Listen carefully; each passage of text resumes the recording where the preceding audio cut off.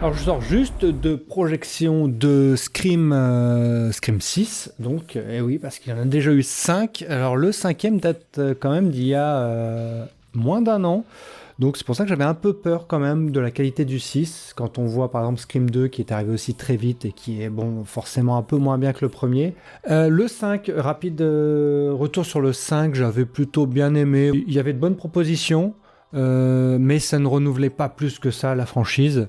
On remettait encore Gale, on remettait encore Sydney. C'est ce que j'avais aussi regretté par rapport au 4, qui se voulait une sorte de nouvelle génération, mais qui n'osait pas aller plus loin et de tuer le trio. Et donc on arrive au 6, où Sam, donc Carpenter, arrive à New York, et toujours suivi d'une sale réputation, et suivi par Ghostface. En sortie de projo, j'en ai entendu que du mal. Tout le monde disait que le 5 était bien, mais alors le 6 était... Je l'ai trouvé un peu mieux que le 5, parce qu'il y a un peu plus de propositions encore. Mais je passe quand même d'une mine réjouie au début jusqu'à un peu de frustration et un peu de déception finalement. On a toujours les mêmes défauts, toujours les mêmes qualités. Alors déjà, si vous voulez avoir tous les spoilers, ça sera sur le timecode ici. Et ensuite, un deuxième timecode pour avoir carrément la fin. On nous annonce donc une nouvelle ville et des nouvelles règles. Et on pense tout de suite à vendredi 13, quand Jason va à New York, s'empare de Manhattan, et en fait, est-ce que ça change beaucoup de choses ? Non, dans le sens où ça reste... On pensait à un univers un peu plus ouvert. On avait d'ailleurs des scènes un peu plus, on va dire, urbaines. New York apporte quoi ? Apporte très peu de scènes extérieures, si ce n'est la première, mais ça on va y revenir. La scène du métro, trop longue pour ce qu'elle propose, et qui a une résolution un peu idiote, surtout. Une scène dans une supérette, qui est finalement rien de plus par rapport à ce qu'on voit dans la bande-annonce. Je redoutais une sorte d'iconisation, une sorte de rendre Ghostface comme une sorte de méchant trop iconique, une sorte de super-héros, de super-vilain, immortel, une sorte de figure un peu abstraite, comme l'est un tout petit peu Jason et Michael Myers par exemple, une sorte de figure un peu fantomatique, immortelle. Je pensais qu'on allait arriver à ça, finalement non, ça va, ça reste du Scream classique. Donc ça peut être une bonne, une mauvaise note suivant ce que vous recherchez. Et donc les règles, est-ce qu'elles sont nouvelles ? Non. Surtout que donc il y a la fameuse scène, c'est le même modèle que tous les Scream. Hein. Donc il y a la fameuse scène où on expose les règles. Ça donne beaucoup de nouvelles règles, nouvelles règles que nous on connaît parce que c'est des règles un peu rincées par rapport aux franchises, aux suites, les choses comme ça. Et c'est encore trop long. C'est encore... si moi je suis suspect, tout le monde est suspect, ça on nous a rabâché déjà tout ça. Et les nouvelles règles finalement, on les oublie carrément. C'est-à-dire que tout le film, et c'est un peu aussi le 5, nous rabâche des choses et le film propose totalement autre chose. C'est-à-dire que le fond et la forme ne vont pas du tout ensemble. Sur le film, la première scène, donc on attend toujours la première scène dans les Scream, sans vous révéler qui est dans la première scène, c'est plutôt très couillu. Je pensais vraiment qu'on allait aller dans cette voie-là par rapport à la première révélation de cette scène. Et je m'étais dit, alors là, si c'est ça, chapeau, parce que ça contredit toute la franchise. Enfin, ça va au-delà de ce qu'est un slasher et un whodunit. Et finalement, ensuite, on suit un peu, la scène continue. On se dit, bon, si c'est pas ça, ça peut être ça. Et c'est pas encore la deuxième proposition qui aurait pu être bonne aussi. Et ça, je vous le dirai en spoiler. Et ensuite, ça se termine dans quelque chose d'un un peu bateau finalement, qui se finit surtout sur une phrase par rapport au film, au cinéma. C'est un peu... voilà, on a compris quoi. Au bout de ces films, on a compris. Et surtout qu'il n'y a pas d'évolution entre le premier et le 6 par rapport à la relation avec les films, là, pas vraiment. Quoi. Et donc, on suit les personnages qui ont donc des nouveaux amis, des nouveaux proches. Évidemment, ils sont plus ou moins suspects. Comme dans chaque Scream, on va faire la liste de tous ceux qui sont plus ou moins coupables, qui peuvent être coupables.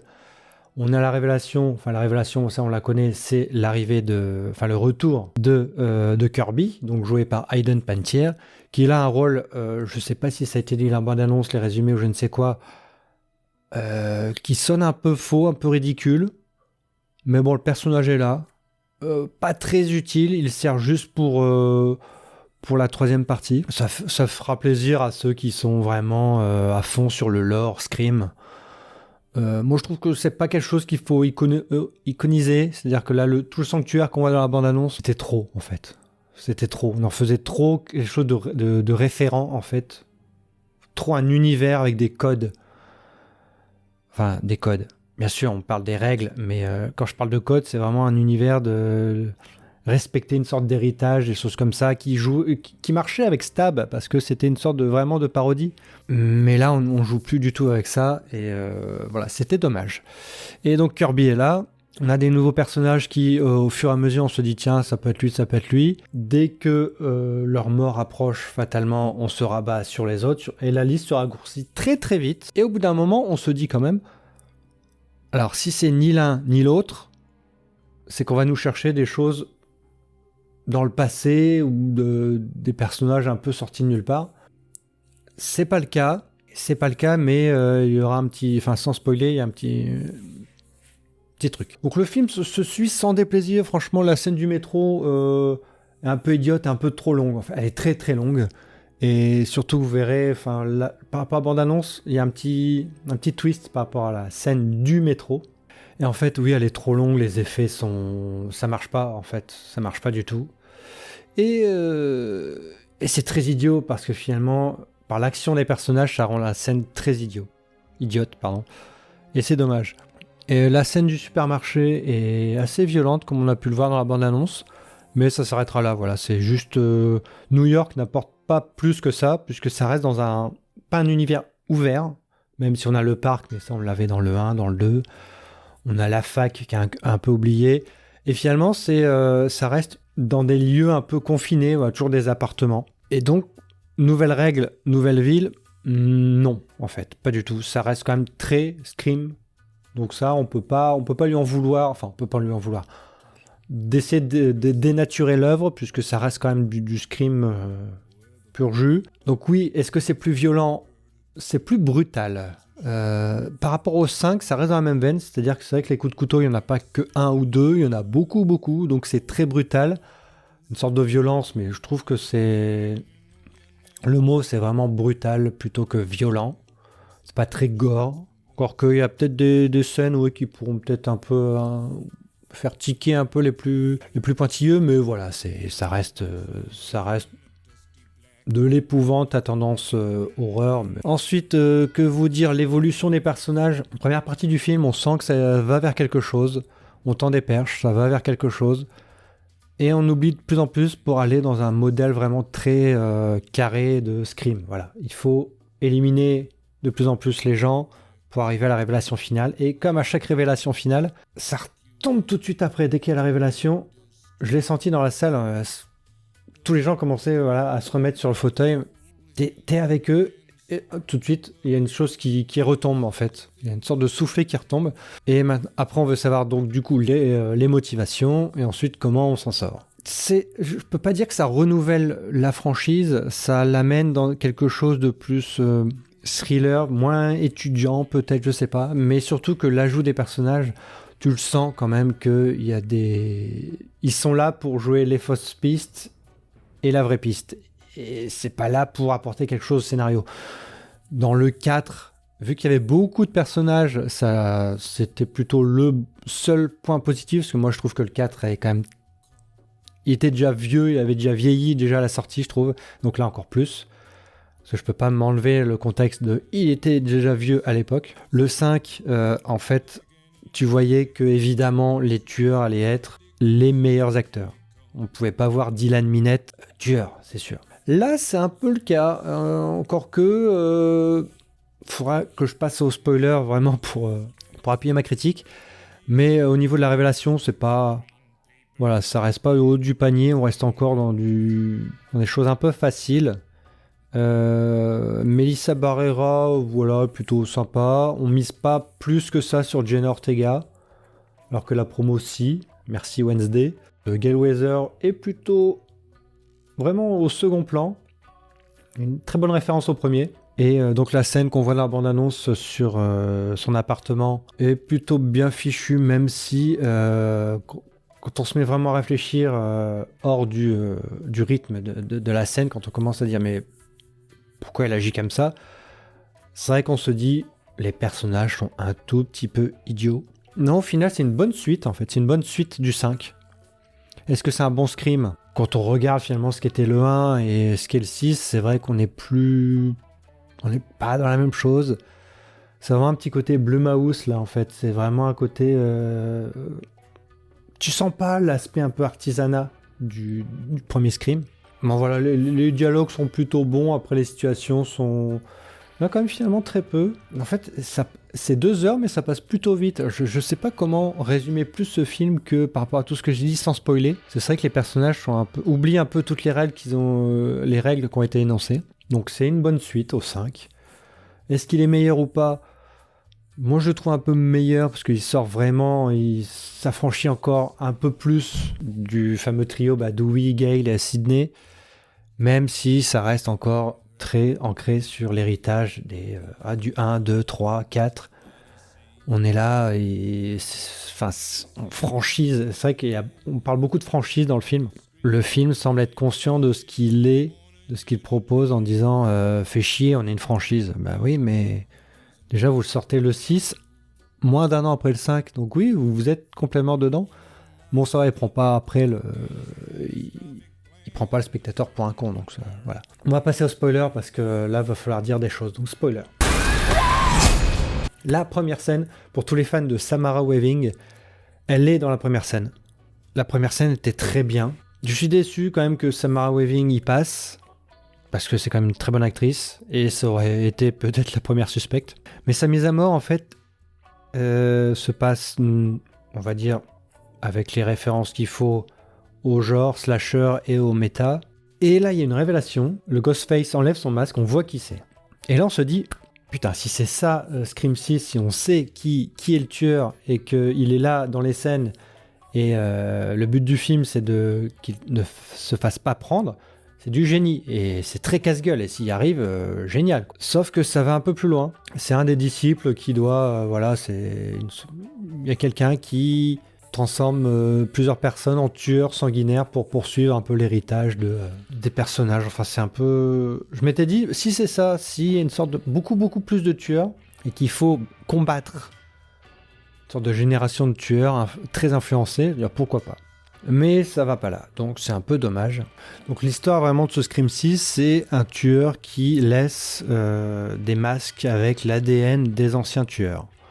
Donc on se dit pourquoi pas, ça apporte quelque chose à l'histoire, au rythme de l'histoire, à la narration, mais finalement ça n'apporte rien vraiment au but de l'histoire finalement. C'est juste un petit gimmick qui donne un peu d'épaisseur à la motivation du tueur. Mais c'est juste pour faire un lien avec les autres films, mais sans ça, ça ne tiendrait pas, quoi. En fait, ça ne tient plus. Scream 5 et Scream 6, ça ne tiendrait pas sans ces liens un peu qui deviennent de plus en plus factices. Parce que les personnages existent un peu, ils sont plutôt sympas, le quatuor est plutôt sympa. Mais sauf qu'ils n'avancent pas plus que ça. Dès la deuxième partie du film, c'est fini, quoi. Et on aligne un peu les apparitions de Ghostface, un peu comme ça, sans queue ni tête, c'est dommage. C'est vrai qu'on se dit, mais prenez des flingues et voilà, attendez-le et flinguez-le. Mais à chaque fois, non, il rate. Là, la scène de l'échelle était plutôt sympathique. Et finalement, la grosse révélation, donc finalement, c'est que, outre que le fait que le personnage joué par Melissa Barrera, donc elle prend des médocs, mais est toujours un peu hanté par Billy Loomis, les autres veulent un peu... ils sont encore coincés dans cette histoire donc de ce qui s'est passé à Woodsboro. Et ils veulent pas trop en sortir finalement. Ils sont à New York, mais ils sont toujours poursuivis par des tueurs. Et s'attend donc du coup à la révélation que le tueur les avait suivis, des choses comme ça. Donc ça va encore très très loin. Et ensuite, en fait, oui, le film, tous les nouveaux aspects, donc le sanctuaire finalement, c'est le décor de la fin. Ça apporte pas plus de choses dessus, donc ça va. Les suspects sont finalement... Les suspects les plus à même d'être suspects sont éliminés assez vite. Et on se dit, finalement, donc, comme j'ai dit dans les non-spoilers, il reste qui ? Est-ce qu'ils vont nous sortir quelqu'un du passé, genre, je sais pas, le frère caché de machin ou... On se dit, voilà, ça peut être que Kirby. Parce qu'Aiden Panettiere n'est pas très utile, elle est pas là dans la plupart des scènes. Elle arrive dans le rôle d'un agent du FBI pas du tout crédible. Elle dit qu'elle a 30 ans, mais bon, enfin voilà, il y a des acteurs comme ça, même s'ils vieillissent, pour toi, ils ont toujours 18 ans, quoi. Donc le fait qu'elle soit là, ça n'apporte pas grand-chose. Gale est là pour 3 scènes, et c'est donc une où elle se prend un coup de poing, et référence au premier, cette scène est bien. La scène chez elle, ça va pas très très. On croit qu'elle va y passer, finalement, bon voilà, elle y passe pas parce que je ne sais pas, mais c'est pas comme Dewey. Mais c'est, je sais pas, même en spoiler, je sais pas si la critique vaut le coup finalement, parce que à part le début et la fin, tout le reste est un peu.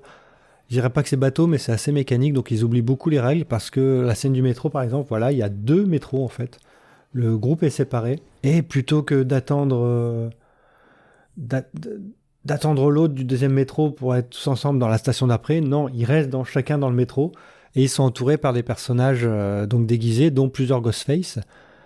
Et c'est long, il y a les effets de lumière qui s'éteignent, qui se rallument pour voir est-ce que c'est lui le Ghostface, est-ce que c'est un vrai Ghostface, un faux Ghostface. Finalement, il y a un vrai, on ne sait pas comment il est venu là, enfin c'est beaucoup de hasard en fait et de coïncidences. Et finalement, pour la révélation des tueurs, quand tu sais que la plupart sont morts, tu te dis il peut pas y en avoir que un. Et effectivement, ils nous font le coup, et bon,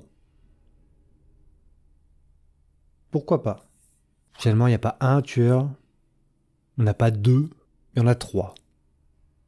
Et c'est vrai, quand on fait la liste de tous les tueurs, de tous les suspects, finalement, on se dit, bah, à part faire revenir les morts, je vois pas. Et finalement, c'est ce qu'ils ont fait.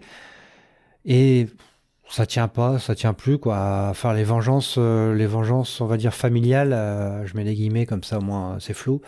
On peut pas systématiquement faire ça. Le 4 était bien parce que c'était des petits jeunes très influencés. Enfin, ils rebootent à chaque fois, et si le 7, c'est un nouvel individu de l'entourage, ça va être très rapide à voir. Si c'est encore une vengeance du père caché, du fils caché, du jumeau, du machin, ça rend pas justice en fait à la révélation et au film. Donc voilà, il y a 3 tueurs, et finalement, bah oui, ça veut dire que tout le monde peut. Enfin, c'est facile quoi, finalement, de s'en sortir quand il y en a 3. Et c'est vrai que quand tu vois que là, le tueur depuis le 5, je sais pas si peut-être même depuis le 4, tu vois qu'il est assez balèze, il soulève des gens. Enfin, donc tu te dis, ça peut pas être Hayden Panettiere, par exemple, ça peut pas être Dylan Minette, ça peut pas être Emma Roberts, des choses comme ça. Et finalement, ils oublient un peu ça, et la révélation, tu te dis, non, c'est pas possible. Dans quelle scène qui est dans quelle scène? C'est pas possible, au bout d'un moment, c'est pas possible. Et donc, pour revenir à la première scène, donc on découvre l'identité d'un tueur. On aurait pu se dire finalement que à la fin, nouveau twist, ne pas révéler qui était le tueur, faire s'enfuir le tueur et ne pas voir son identité, ça aurait pu être couillu en fait. Terminé là-dessus. Ils sont dans le sanctuaire, et il n'y a plus aucune trace, comme un peu Michael Myers ou Jason, quoi. Alors certes, ça l'aurait iconisé comme je ne veux pas, mais ça aurait été couillu finalement. Parce qu'il y a quand même une identité derrière. Et peut-être rester dans l'idée qu'il y en a plusieurs, que c'est une sorte de. Un maître qui enseigne à des disciples, en fait, d'être des Ghostface, de tuer pour le plaisir, et de suivre les Carpenters, quoi. Donc oui, ça aurait pu être une idée comme une autre, finalement, ils sont restés très, on va dire, bateau. Donc voilà, le début était. Il y a plein de promesses. Et c'est dommage ensuite, bon voilà, tout ce qu'ils disent, toutes les règles, toutes les nouvelles règles, toute la ville, les nouveaux décors, ça n'apporte rien parce que c'est tout oublié par les personnages. Voilà, c'est une bonne suite, comme je l'ai dit dans la partie non spoiler, c'est une bonne suite au 5. On commence un peu à ressentir l'existence des personnages qu'ils ont rajoutés. Et donc pour Sydney, ils font simplement, ils disent non, elle est très loin, elle déménage, comme dit Gale, elle mérite sa fin heureuse. C'est vrai qu'au bout d'un moment, faut laisser partir, faut pas tout le temps, là, au bout d'un moment, elle va devenir folle, quoi. Donc elle mérite, oui, sa fin, c'est vrai. Tous les gens qui voulaient absolument Sydney, non, au bout d'un moment, faut laisser, quoi. Il y a aucune franchise de slasher qui a gardé la même héroïne. À part Halloween, ils l'ont ramené, mais la plupart des films Halloween, il y a pas Jamie Lee Curtis, quoi. C'est un film honnête, moderne, qui fait pas offense, mais tu sens que ça va un peu trop loin dans le traitement de l'héritage, les choses comme ça. Parce que là, pour le 7, ils vont dire quoi? Ils vont bientôt faire des références à Fast and Furious pour dire oui, il faut faire encore plus gros, avec des guests, des choses comme ça. Là, ils disent déjà les règles, c'est la franchise, il faut plus de morts, plus de budget, plus de casting. Enfin, et après, ils répètent les mêmes choses. C'est pas des nouvelles règles en même temps. Bah oui, c'est une franchise, donc voilà. C'est votre faute si vous la faites continuer aussi. Donc voilà, Scream 6, ça sort... c'est sorti. Enfin, ça sort demain, là, il y a eu des avant-premières. On n'était pas autorisé à parler du film aujourd'hui lundi, ni demain mardi, donc du coup aujourd'hui. Et ils attendaient 21h pour, je pense, la sortie des avant-premières ou le début des avant-premières. Donc allez le voir, faites-vous votre propre avis. C'était le mien, à bientôt. Scream. I hear you're a horror fan. It's been said.